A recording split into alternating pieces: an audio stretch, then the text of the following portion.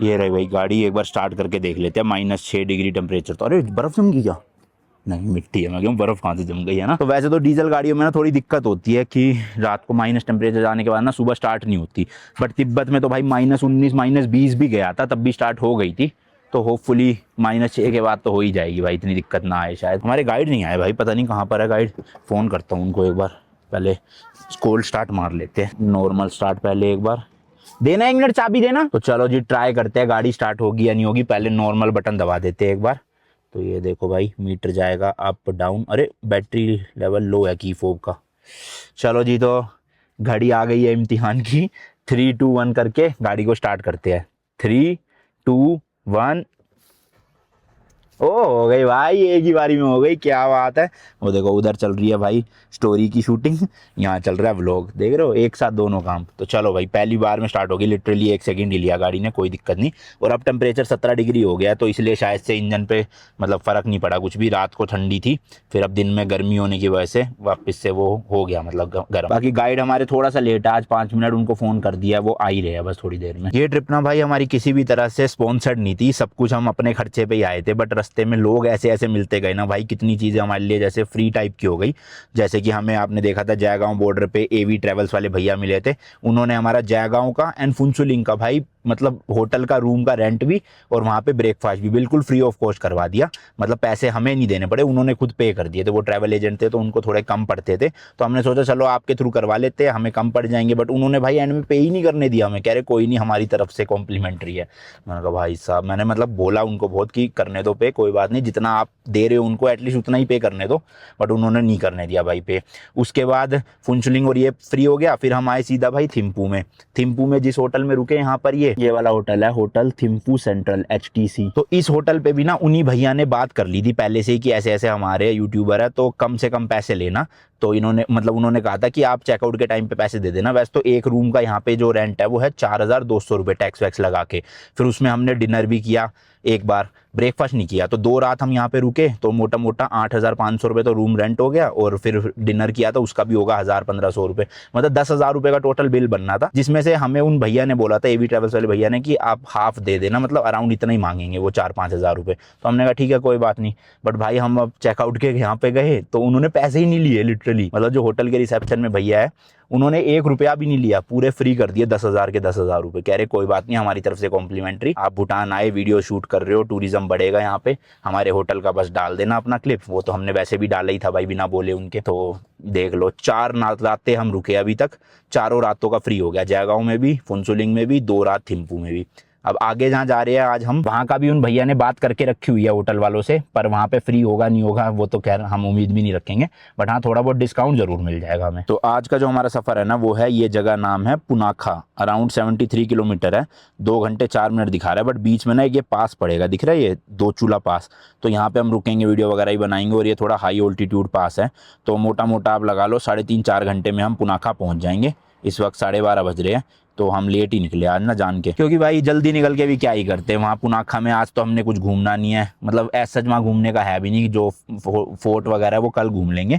और पुनाखा ना एक्चुअल में पहले भूटान की कैपिटल सिटी हुआ करती थी, फिर बाद में थिम्पू बन गई, तो इसलिए पुनाखा भी अच्छा खासा भाई मतलब टूरिस्टी एरिया बना हुआ है। तो चलो हम भी आपको चलते, मतलब खुद भी देखते हैं और आपको भी दिखाते हैं, क्योंकि ज़्यादातर लोग ना जब भी भूटान आते हैं तो थिम्पू और पारो ही घूमते हैं, ना तो पुनाखा घूमते हैं। और उसके बाद एक और जगह जाएंगे हम आगे, वो नाम मेरे को याद नहीं आ रहा, वैली करके है, तो वहाँ भी लोग कम जाते हैं टूरिस्ट। पर हम आपको दिखाएंगे भाई, पूरी ट्रिप जब कर ही रहे तो अच्छे से भूटान घूमेंगे ना।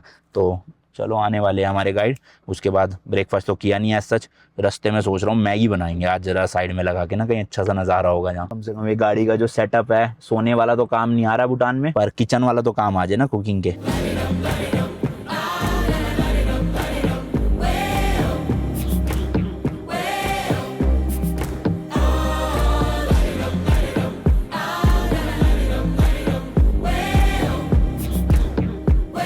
तो भाई अराउंड 15 किलोमीटर हम चल चुके हैं, 15 से 20 किलोमीटर। यहाँ पे एक ये शॉप आई है एप्पल की, यहाँ पे कुछ दिखाना है आपको इंटरेस्टिंग ना। ऐसे ये शॉप है, देखो भाई यहाँ पे ना एप्पल्स रखे हुए हैं ऐसे पॉलीथीन में लपेट के। तो बेसिकली होता क्या है ना, अब देखो एप्पल्स तो सीजन वाइज उगते हैं, फिर अगले मतलब इनके पास लेकिन एप्पल्स ना पूरे साल रहते हैं। तो ये प्रिजर्व कैसे करते हैं वो मेथड दिखाने वाले हैं। तो इसको कहते हैं traditional method of preserving apples.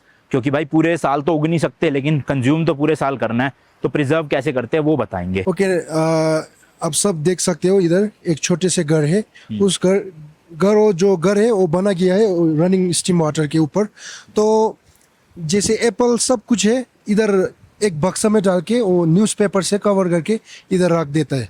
तो अभी इसका मालिक इधर नहीं है। नहीं तो हम आप सबको ये देखा देगा, तो ऐसे ही इधर स्टोर करके नेक्स्ट सीजन तक रख देता है। तो ये इसमें क्या ऐसे स्टोर मतलब सही रहते हैं, सड़ते नहीं है? आ, एक दो तो सर ही जाता है, मगर ऑल ओवर लाइक 99% तो सही रहता है। तो रीजन क्या है, मतलब ये रनिंग वाटर के ऊपर रखने का कुछ होता है इससे? जी, रनिंग वाटर के ऊपर रखने का सिर्फ रीजन है, जो एप्पल है वो फ्रेश रहने के लिए। जैसे now in the other world, like other countries, they are using like chemicals, injections and everything. But in our country, like in Bhutan, we use traditional methods of preserving the fruits. Not only this one, now the government is coming up for the farmers like a cold storage, where we don't use any chemicals, just ACs and all. तो basically मेरे को जहाँ तक ये फंडा लग रहा है कि रनिंग वाटर ना हमेशा ठंडा ही रहता है, ऊपर से आता है ग्लेशियर से, तो ये ठंडा पानी जो है ना इस हट को हमेशा कूल रखेगा। देखो आप वहाँ देखोगे ना कुछ कुछ लगा रखा है इन्होंने। ये क्या चीज़ है, ये ऊपर ग्रेन्स है ये देखो ये चीज़। हाँ जी, हाँ जी। हाँ, तो ये इंसुलेशन का काम करते हैं एक तरह से, ताकि एप्पल्स जो है ना वो गर्मियों के टाइम पे सड़े ना यहाँ पे। तो ये कोल्ड स्टोरेज का काम ऐसे देसी वे में हो रहा है, समझ लो। भाई खतरनाक ठंडा, भागो जल्दी आ जाओ।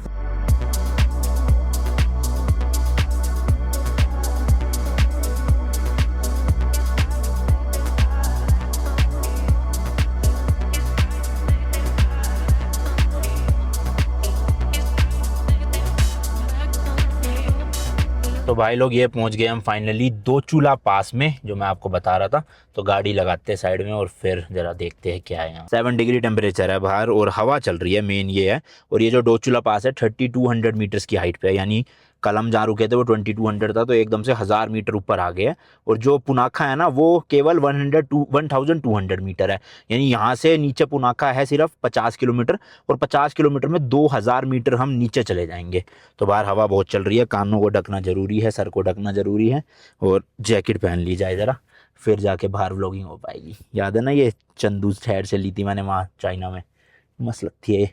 गर्म भी है बड़ी, कान भी ढक जाते हैं और दिखने भी मस्त सी। चलो आ जाओ। तो ये जो डोचुला पास है ना भाई, ये फेमस है अपने स्तूपा के लिए। आप मेरे पीछे देख रहे होंगे, टोटल 109 स्तूपा यहाँ पर है, एंड इसी के जस्ट राइट साइड में 3 स्तूपा वहाँ बने हुए हैं, छोटे 2 छोटे हैं और एक बड़ा है। तो इन सब की स्टोरी बताता हूँ भाई, ये कब बनाए गए और क्यों बनाए गए। तो सबसे पहला स्तूपा बना था भाई ये वाला 1675 में, जो कि यहाँ के 4th गवर्नर थे, उन्होंने बनाया था। देन उसके बाद ये लंबा वाला जो आप देख रहे हो ना, ये वाला बना था 1885 में, यहाँ के जो फर्स्ट किंग थे उन्होंने। एंड देन ये बना तीसरा स्तूपा, जो कि 1970 में बना था, यहाँ के गुरु थे उन्होंने बनाया था, जो वहाँ रहते थे, वो सामने वाले घर में ना। नहीं। अच्छा मानी, This is only new one. Okay नहीं है वो, लामा सोनम की एक लामा है। हाँ। तो बेसिकली पीस और हार्मनी के लिए बनाया गया, ट्रैवलर्स के लिए। यहाँ पे कुछ हॉन्टेड माना जाता था क्या इस पास को, मतलब? In the ancient time, you know, when we cross over these mountains, you know, this passes that time in the evening, like in the evening, so when the travelers are haunted, so to not haunt. So कुछ accidents भी होते थे यहाँ पे? Not occasionally, but some. मतलब जो travellers थे उनको थोड़ा सा हॉन्टिंग चीज़ें एक्सपीरियंस होती थी, तो इसलिए ये 1970s में बनाया गया। And you know, that time we don't have road connectivities and everything, but they have to travel through all the road by the foot. Okay, गाड़ियाँ नहीं आती थी? गाड़ियाँ नहीं थी उस वक्त, in the ancient time. पैदल आते थे भाई, पैदल। ठीक है, पैदल आते थे और इस जंगल था। अब तो फिर भी देखो भाई अच्छी खासी पूरी प्रॉपर 3 लेन रोड बन गई है, प्रॉपर देखो इंफ्रास्ट्रक्चर है। पहले तो क्या जंगल ही जंगल होता था, अब लेकिन यहाँ पे थोड़ी अच्छी बसावट है। वहाँ सामने एक कैफ़े भी है जहाँ पे आप कॉफ़ी वगैरह ले सकते हो, और वॉशरूम भी बने हुए हैं भाई, तो सही है जुगाड़। अच्छा ये तो हो गई अब इन 3 स्तूपा की बात। अब यहाँ पे है 109 स्तूपा, तो इनकी क्या स्टोरी है वो बताता हूँ। तो 2004 में ना भूटान पे 3 ट्राइबल ग्रुप्स ने अटैक किया था यहाँ की गवर्नमेंट के खिलाफ, मतलब ज़मीन हड़पने के लिए। तो यहाँ की जो आर्मी थी और जो राजा थे वो लड़े थे और जीत गए थे, और जीतने के बाद ना जो भूटान आर्मी थी उनके 11 सोल्जर्स जो है वो शहीद हुए थे। तो इसलिए यहाँ पे ये स्तूपा बनाया गया उनकी याद में एक तरह से, और साथ में एज अ विक्ट्री भी, क्योंकि विक्ट्री हो गई थी भूटान की। तो टोटल ये छोटे छोटे वाले 108 स्तूपा है, मतलब 108, और सबसे टॉप में ना वहाँ पे दूर से दिखाता हूँ, वहाँ से नहीं दिख रहा, वो देखो जो सबसे बड़ा स्तूपा है ना टॉप में, वो है 109 स्तूपा। तो टोटल 4th किंग की वाइफ ने बनवाए थे ना ये, 4th किंग की वाइफ ने बनवाए थे 2004 में, और बने थे कंप्लीट 2008 में ये, है ना। तो इस तरह से ये दो चूल्हा पास की पूरी स्टोरी है भाई, जहाँ पे 109 और 3 मतलब 112 स्तूपा एग्जिस्ट करते हैं। इसके अलावा भाई इस वाले जगह से ना काफ़ी सारी माउंटेन रेंज दिखती है भूटान की, तो उसके बारे में बताता हूँ थोड़ा। टूरिस्ट काफ़ी आए हुए हैं भाई, देखो स्पेशली वहाँ बाइकर्स भी है काफ़ी सारे, भूटान की बाइक्स है। अच्छा ये रॉयल इनफील्ड वालों की कोई शायद से वो होगी ट्रिप, सारी बाइक्स हिमालयन ही है। तो ये आप सामने देख रहे हो भाई, टोटल 9 हिमालयन रेंजेस है, जिसमें से यहाँ पे जो सबसे हाईएस्ट या सबसे टॉलेस्ट है ना माउंटेन, वो है 7500 मीटर, एंड उस पीक पे आज तक कोई नहीं चढ़ पाया। ट्राई नहीं किया लोगों ने या चढ़ ही नहीं पाए? Not like this because we preserve the nature and Okay. we don't the Allow. government don't allow them to. Okay, so basically कोई अभी तक चढ़ा ही नहीं है, तो इसलिए कोई पहुंच भी नहीं पाया ऊपर ऑब्वियसली। तो इन सभी माउंटेन रेंजेस का नाम रखा गया जिग्मे सिंगे वांगचुक हिमालयन रेंज। तो ये टोटल 9 पीक्स आप देख सकते हो सामने, हर उसमें मीटर्स भी लिखा हुआ है, और जो सबसे ऊंची वाली है वो है भाई ये वाली गैंगखार फिनसिनुम 7570 मीटर्स की हाइट पे। तो ये देखो पूरा फोटो लगा रखी है अच्छे से नॉलेज के लिए। एंड ये यहाँ पे कैफ़े बना हुआ है, वॉशरूम भी है यहाँ पे, आप कॉफ़ी वगैरह भी ले सकते हो। तो कॉफ़ी वगैरह तो लेनी, सुसु करते हैं फिर निकलते हैं भाई पुनाखा के लिए। अब तो कोई रास्ते में रुकने की जगह नहीं है ना, डायरेक्ट 50 किलोमीटर पुनाखा रुकेंगे। होटल का वहाँ जुगाड़ हो चुका है ऑलरेडी, सीधा चेक इन ही करना है वहाँ पे जाके, और देखते अगर अंधेरा नहीं हुआ तो थोड़ा बहुत पुनाखा एक्सप्लोर कर लेंगे, वरना कल सुबह एक्सप्लोर कर लेंगे, कोई नहीं। देखो ऐसा कैफ़े है भाई, ओह चीज़ मोमो रख रखे भाई, समोसा भी है यहाँ पे। तो ये देखो समोसा मिल रहा है, वाह, पेस्ट्री भी है। एक ये ले लेते हैं चॉकलेट केक, ये खाएंगे। इस तरह की भाई सिटिंग है अंदर, काफ़ी गर्म सा हो रखा है क्योंकि ये सेंट्रलाइज सा वो लकड़ी वाला हीटर है, ये देखो।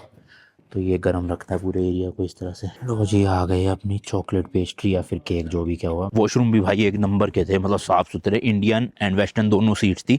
ज़्यादातर यहाँ पब्लिक स्पेसिस में ना इंडियन वाली सीट्स होती है, बट इन्होंने दोनों बना रखे थे क्योंकि शायद फॉरेनर्स आते होंगे यहाँ। वैसे हमें इस ट्रिप पे फॉरेनर्स मिले नहीं इतने ज़्यादा, 4-5 ही दिखे गिनती के, क्योंकि हमारे लिए तो महंगा है ही है, लेकिन जो दूसरे कंट्री के लोग हैं ना इंडिया से हट के, उनके लिए तो भाई पर डे $100 की तो फीस ही है खाली। तो हमारी तो 1200 है, फिर भी SDF उनके लिए 8-8.5 हज़ार रुपये हो गए, जो कि लगभग 7-8 गुना हो गया। तो एक्चुअल में महंगा है वो चीज़। हाँ, मैं यहाँ बता रहा था कि ठीक है वेल मेंटेन्ड है यहाँ पे, आप रुक सकते हो स्टॉप, वैसे रुकोगे तो सही, 2 चूल्हा पास है, तो वॉशरूम भी जाना हो तो आराम से जा सकते हो। चलो भाई अब उतार देते हैं टोपी को, जैकेट भी उतार सकते हैं वैसे, पर चलो जैकेट पहने रखता हूँ। टोटल रह रहा है 51 किलोमीटर, 1 घंटा 25 मिनट। करो मेरी तरफ, यानी अंधेरा होने से पहले पहले पहुंच जाएंगे। एंड यहाँ टेम्परेचर देखो माइनस में रहता है, तो जहाँ जहाँ छाँव है ना वहाँ पे भाई बर्फ़ अभी तक दिख रही है जमी हुई। इतनी बर्फ़ नहीं है बट हाँ थोड़ी बहुत है। तो इस साल तो ना दिसंबर में नहीं पड़ी यहाँ पे बर्फ़, वरना आराम से पड़ जाती है दिसंबर के आसपास। तो जनवरी में कह रहे हैं, जनवरी या जनवरी एंड तक बर्फ़ पड़ना शुरू हो जाएगी।